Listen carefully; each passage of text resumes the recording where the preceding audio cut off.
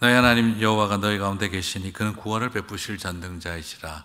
그가 너로 말미암아 기쁨을 이기지 못하시며 너를 잠잠히 사랑하시며 너로 말미암아 즐거이 부르시며 기뻐하시리라 하리라. 아멘. 오늘 이 말씀 그대로 다 이루어졌으면 좋겠습니다. 하나님은 전능자가 우리 목사님 마음 가운데, 그리고 또한 우리 목사님 가정 가운데 가득하시기를 축복합니다. 오늘 본문에도 보면 이렇게 나오죠. 너희 가운데 계시니 그는 구원을 베풀 전능자라. 참 인상적인 것은요, 하나님은 전능자이신데 우리 가운데 거하신다는 거예요. 정말 램프의 요정 진이도 램프 안에 들어가면 죽으려 그러는데 어떻게 그 크신 하나님이 이 속 좁은 우리 안에 거하실 수가 있을까? 여러분, 참 이건 불가능한 이야기입니다. 우주가 어떻게 하나님을 담아낼 수가 있겠어요? 우주도 담아낼 수 없는 하나님을 주님은 우리 안에 거하시기를 기뻐하신다는 거죠. 여러분, 코끼리를 냉장고에 넣을 수 있습니까? 예, 물론 된답니다. 부목사에게 시킨다. 그렇게 하면 된다고 하죠. 말도 안 되는 소리지만 하나님을 우리 안에 담아낼 수가 있을까요? 네, 부목사에게 시킨다.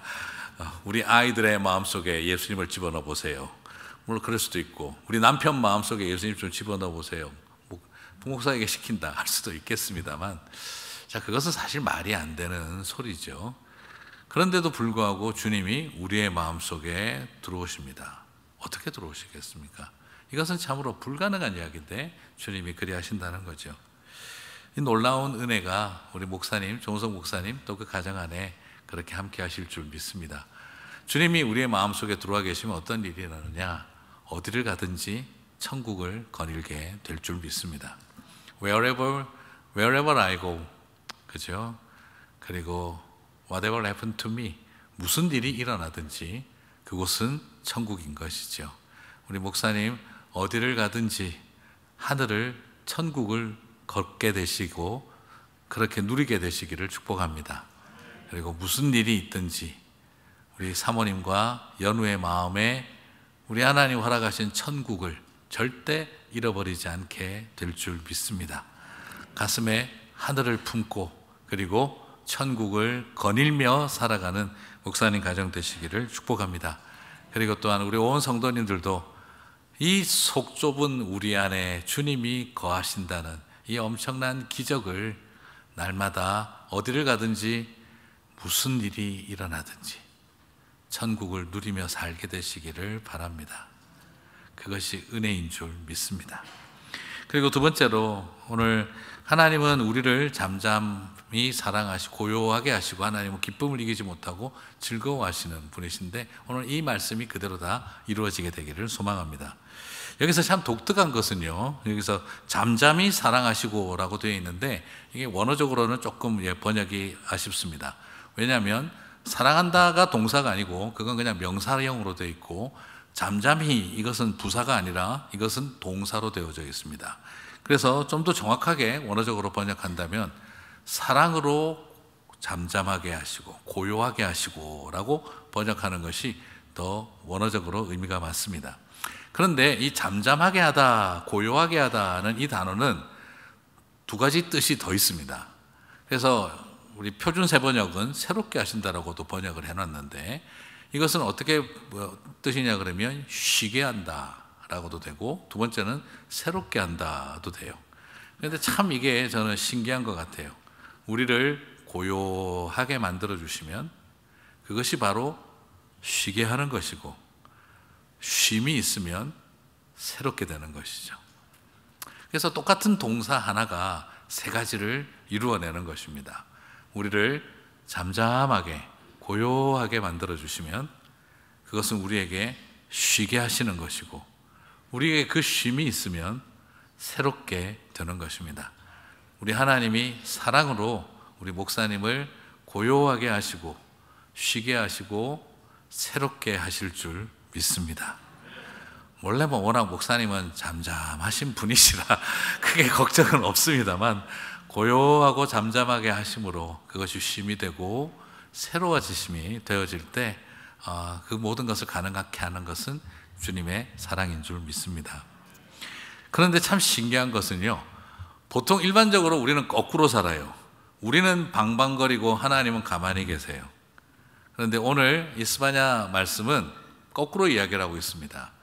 내가 너로 하여금 고요하게 하리라. 그리고 나는 너로 말미암아 기쁨을 이기지 못하고 즐거운 노래로 즐겁게 소리치며 노래하리라고 말씀하고 계세요. 여러분, 이 역사가 일어나게 되실 줄 믿습니다. 우리 목사님을 사랑으로 고요하게 하시고, 주님은 우리 목사님을 바라보면서 기쁨을 이기지 못하시고 즐거이 부르며 방방 뛰게 되실 줄 믿습니다. 그래서 하나님이 오히려 목사님은 고요히 하나님 앞에 머무르고, 하나님은 사랑하는 우리 목사님을 통해서 기쁨을 이기지 못하시는 역사를 허락하여 주실 줄 믿습니다. 그래서 우리 사모님도 그리고 연우도 우리 하나님께서 그 마음을 고요하게 하시고 쉬게 하시고 새롭게 해 주실 때, 하나님이 옆에서 그냥 기뻐서 어쩔 줄 몰라 하는 일들이, 그런 멋진 하나님이 찬양하는 소리, 즐겁게 부르시는 소리, 노래하는 소리가 들려오게 되어질 줄 믿습니다. 사랑하는 성도 여러분, 저와 여러분에게도 그 축복이 임하게 되시기를 소망합니다. 여러분, 주님의 사랑이 저와 여러분을 고요하게, 쉬게, 그리고 새롭게 만들어 주실 줄 믿습니다. 그때 들으셔야 됩니다. 나 혼자 방방거리는 신앙생활 아니라 하나님이 나로 인해서 기쁨을 이기지 못하시고 즐거이 부르며 기뻐하시는 그 아름다운 소리가 주변이 시끌벅적하시게 되기를 주님의 이름으로 축복합니다. 자, 말씀을 마무리하면서요, 조은성 목사님이 12년 전에 우리 교회에 처음 오셨을 때, 그때 누가 잘못된 정보 전달을 했어요. 우리 교회에 조인성 씨가 오셨다고. 영화배우 조인성이 왔다는 말로 제가 처음에 들었어요. 깜짝 놀래가지고 조인성을 만나러 나왔더니 전반적으로 닮았는데 키가 좀 작으시더라고요. 네. 그래서 조인성이 아니고 조은성이었구나 하는 걸 제가 뒤늦게 알고 같이 웃었었는데, 아직도 조인성으로 알고 계시는 분들이 가끔씩 있더라고요. 네. 사실은 이제 목사님이 담임 목사님으로 떠나게 되니까 얼마나 감사하기도 하지만 사실 참 마음이 섭섭해요, 그죠? 그리고 10년을 넘게 함께 왔었는데, 그렇다고 심리도 못 가 발병 나라 막 그렇게 하려고 하다가 또 뭐 사이프러스가 그렇게 멀지도 또 않고 발병 안 날 것 같고, 그래서 정말 가는 길을 축복하고 싶습니다. 저는 우리 조은성 목사님을 생각을 하면 그냥 마음에 이렇게 느티나무가 떠올라요. 아버님이 한국에서, 뒤에 참 멋있죠, 그죠? 아버님이 한국에서 과수원을 하셨기 때문에 이제 시골 마을을 많이 다녀보고 나무들도 많이 봤는데, 우리 한국 어르신들이 참 지혜가 있는 것 같아요. 그때 저에게 인상적이었던 나무 두 가지가 있었는데, 하나가 오리나무, 그 두 번째가 이 느티나무였어요. 저는 오리나무가 뭐냐고 이랬더니 오리를 닮았나 그렇게 생각을 했더니, 오리나무는 딴 것이 아니라 과거에 그 어르신들은 마을에서부터 오리를 가고 심는 나무, 또 오리를 가서 심는 나무, 그렇게 해서 심었던 나무라고 오리나무라고 불렀다고 하더라고요. 왜 그러냐? 집 떠나서 나가는 길에 이제 내가 집을 떠나 오리를 왔구나, 그리고 또 심리를 왔구나, 이젠 돌아갈 때가 되었구나, 그것을 알게 해주는, GPS가 없던 시절, 내비게이션이 없을 때 나는 집을 얼마나 따라왔는가를 헤아리게 만들어줬던 나무라고 이야기를 하더라고요. 그리고 또 생각나는 것은 느티나무입니다. 느티나무는 지금 저 그림에서도 보는 것처럼 항상 그 중심에 정자가 있고, 그리고 나무가 그늘을 들이우고 있으면 많은 사람들이 와서 쉬죠. 수백 년을 사는 느티나무. 그래서 사람들은 저걸 정자나무라고도 부르는데 저게 느티나무라고 한다는 것입니다. 느티나무는 어떤 곳입니까? 그 무더운 여름에 시원한 그림자를 만들어주고, 남녀노소 할 것 없이 누구나 다 모여 평상에 앉아 수박게 먹고, 그리고 어르신들은 장기와 바둑을 두고 아이들은 기쁘게 정신없이 놀죠. 그래서 마을에 모두가 모이는 공동체를 이루게 하는 나무, 시원한 그늘을 주는 나무, 3년을 땅 밑에 있었던 그 매미가 올라와서 마음껏 소리 질러도 뭐라고 핀잔 주지 않게 매달려 있을 수 있는 나무가 바로 그 느티나무입니다. 우리 목사님은 그런 의미에서 느티나무 같은 분이셨습니다. 그리고 느티나무는 시골 마을에 가보면 꼭 마을 어귀에 심겨져 있습니다. 마을을 떠날 때 마지막 지나가는 곳, 그 마을을 들어올 때 처음 들어오는 곳, 그곳에 항상 느티나무가 서 있습니다. 그래서 이 마을 떠나 먼 길 걸어갈 때 끝까지 그늘 제공해주고 떠나가는 우리를 향해 손짓하듯 나뭇가지가 흔들리며 보내어주는 나무기도 하죠. 그리고 또 먼 길 갔다가 돌아올 때 되면 멀리 보이는 그 느티나무가 나를 향해 두 팔을 벌리고 빨리 오라고 손짓하는 것처럼 여겨지는 나무도 느티나무기도 합니다. 우리 정우성 목사님은 우리 교회에 동네 한복판에 있는 정자나무 같은 느티나무였고, 그리고 마을 어귀에서 가는 사람들에게 끝까지 손을 들어주고 멀리서 돌아오는 사람들에게 어서 오라고 손짓해주는 그런 역할을 하는 목사님이셨습니다. 그래서 이제 그 나무를 옮겨 심어 보내려고 생각하니까 마음이 참 중앙이 텅 빈 것 같고 입구가 헐빈해진 것 같은 그런 마음이 듭니다.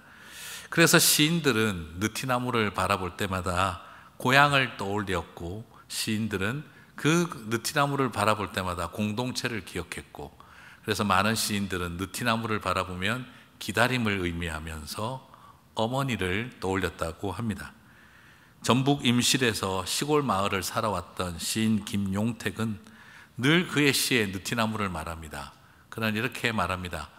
그늘진 느티나무 아래에서 어머니가 나를 불렀다.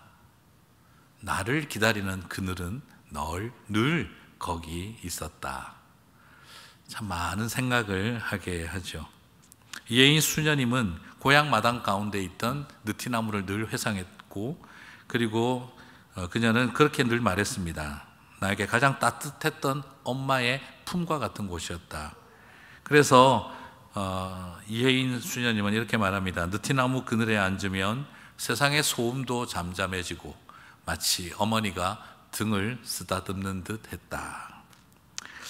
우리 정우성 목사님은 후배 목사님들에게 늘 기댈 수 있는 등 쓰다듬어주는 그런 느티나무 같은 역할을 해주셨고, 그리고 또한 우리 베델 선한 열매 아버님 어머니들을 볼 때마다 등을 어루만져주는 분이셨고, 그리고 이제 그렇게 주님의 빛교회에 가셔서도 좋은 그늘 같은 느티나무 역할을 해주실 거라고 믿습니다.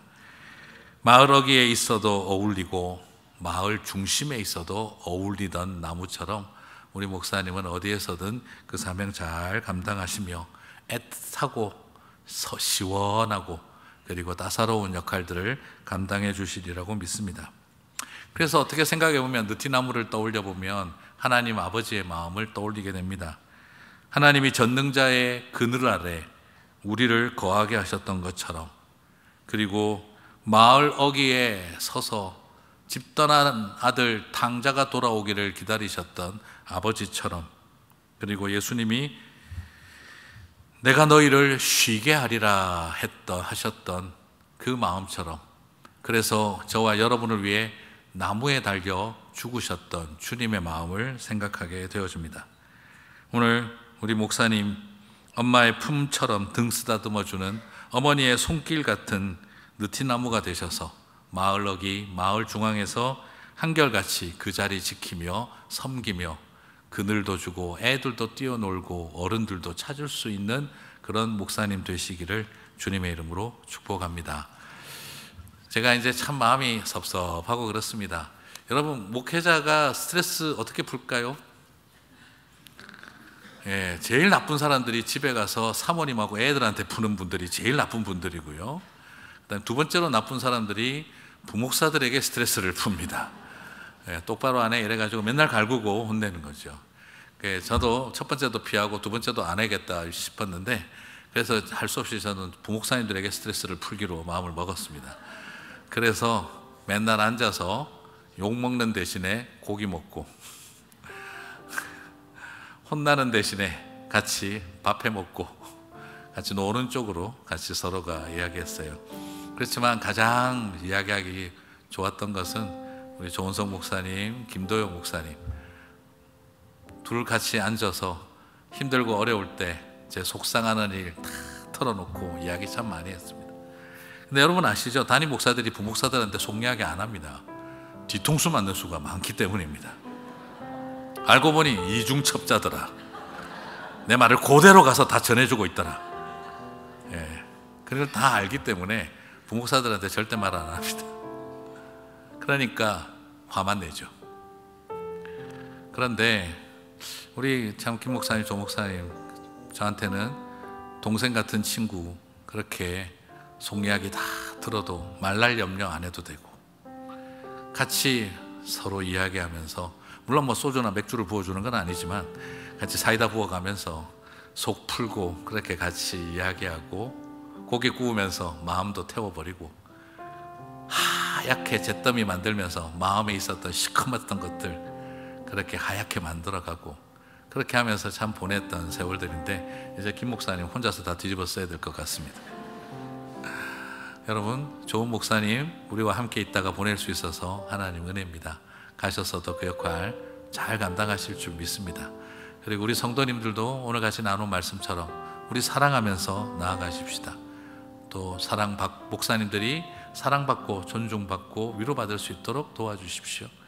그리고 또한 우리 같이 서로에게 또 좋은 하나님이 기쁨을 이기지 못하시는 그 아름다운 우리의 마음도 되어지고, 그리고 우리 성도님들도 우리 목사님들도 다 같이 좋은 느티나무로 멋지게 뿌리 내리고 그늘 만들면서 살아가는 우리들이 되기를, 우리 산하정지교회 되기를, 우리 조 목사님 가정 되시기를 주님의 이름으로 축복합니다. 우리 다 함께 자리에서 일어나셔서 찬양하고 기도하고 마치겠습니다.